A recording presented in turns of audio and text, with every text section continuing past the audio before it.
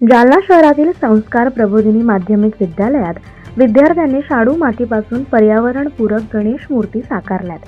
गेल्या 18 वर्षांपासून शाळेत हा उपक्रम राबवला जात असून यंदा तब्बल 100हून अधिक विद्यार्थ्यांनी आपल्या हातांनी बाप्पाची मूर्ती साकारली आहे।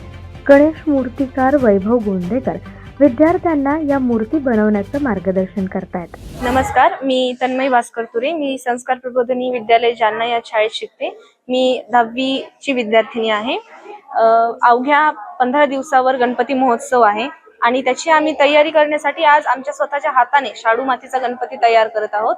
आमचे सर रामदास कुलकर्णी यांनी ह्या उपक्रमाचे आयोजन केले आहे आणि आम्ही वैभव दादाच्या नेतृत्वाखाली आम्ही सगळं कसं बनवायचा गणपती ते शिकतोय। तर आम्ही सर्वांनी पर्यावरणाचं रक्षण कसं करायचं ह्याच्यासाठी आम्ही आमच्या हाताने शाडू मातीचा म्हणजे प्लास्टर ऑफ पॅरिस न वापरता शाडू मातीचा पर्यावरणासाठी चांगला असलेला गणपती बनवत आहे।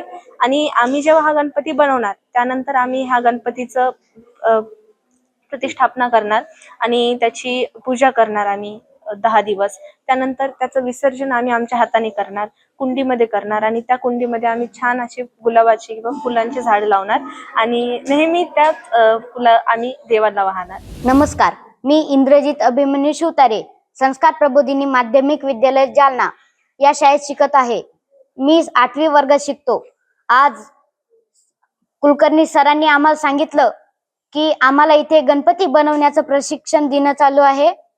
तर हा गणपती आम्ही मातीपासून बनवत आहे, शाडू मातीपासून बनवत आहे आणि 15 दिवसानेच गणेश महोत्सव आहे। तर आम्ही हाच गणपती घरी नेऊन याची स्थापना करणार आहे आणि विसर्जन ही करून आम्ही आमच्या घरीच कुंडीत टाकणार आणि त्याच्यात झाड लावणार, जेणेकरून निसर्गाला हानी पोहोचणार नाही आणि गणपती उत्सव मोठ्या आनंदात आणि निसर्गाला कसली हानी न होता साजरा केला जाईल आणि गणपती बाप्पाला नक्कीच आपला गर्व असेल की आपण निसर्गाला हानी पोहोचत नाही। धन्यवाद। विद्यार्थ्यांनी तयार केलेल्या या गणेश मूर्तींवर रंगकामही केलं जाणार असून विद्यार्थी ते आपल्या घरी घेऊन जाणार आहेत। गणेश उत्सवानंतर घरीच मूर्तीचं विसर्जन करून जलप्रदूषण टाळण्याचा संदेश दिला जाणार आहे। नागरिकांनीही प्लास्टर ऑफ पॅरिसच्या म्हणजेच POPच्या मूर्ती टाळून पर्यावरणपूरक गणेश मूर्तींची प्रतिष्ठापना करावी असं आवाहन विद्यार्थ्यांनी केलंय। संस्कार प्रबोधिनी माध्यमिक विद्यालयाच्या वतीनं बाप्पा येतोय या उपक्रमाचं आयोजन गेल्या 18 वर्षापासून आम्ही करतोय। याच्या मागचा उद्देश जलप्रदूषण आणि पर्यावरणाची हानी थांबवणे।